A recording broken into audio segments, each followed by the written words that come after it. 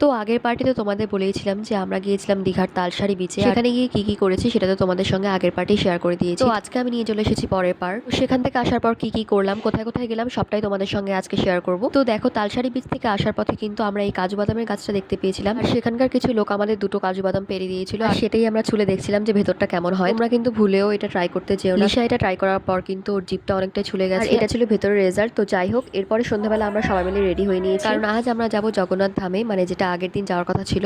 তো আজকে কিন্তু আমরা তাড়াতাড়ি রেডি হয়ে নিয়েছি। আর আজকের আকাশটাও কিন্তু ভীষণ খারাপ ছিল। তোমরা দেখতেই পাচ্ছ আশেপাশে কতটা সুন্দর লাগছে জায়গাটা। মন্দিরের একদম ভেতরে প্রবেশ করে আমরা কোনো ভিডিও নিতে পারিনি, কারণ সেখানে মোবাইল ইউজ করা বারণ। তো যাই হোক, এরপরে আমরা সেখানটায় কয়েকটা ছবি ভিডিও নেওয়ার পর তারপর চলে গিয়েছিলাম ডিরেক্ট একটা মোমোর দোকানে, যেহেতু আমাদের প্রচন্ড পরিমাণে খিদে পেয়ে গিয়েছিল। এটা ছিল ওল্ড দীঘাতে, মানে একদম বিচের সামনে অনেকগুলো দোকান ছিল। তো সেখান থেকে আমরা ফ্রাই মোমো ট্রাই করেছি, খেতে কিন্তু দারুণ ছিল। এরপর আমরা সবাই মিলে চলে গিয়েছিলাম বিচের ধারে, আর এত সুন্দর হাওয়া বইছিল, আর বিচের ধারে কিন্তু প্রচন্ড ভিড় ছিল।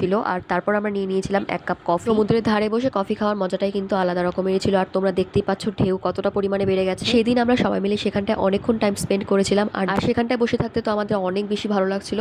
তো আজকে ভিডিও এতটুকুই, দেখা হচ্ছে নেক্সট পার্টে, মানে কালকে সকালে আমরা কি কি করলাম। আর কালকে সকালে আমরা দীঘা থেকে বেরিয়ে যাব। তো আজকের জন্য বাই।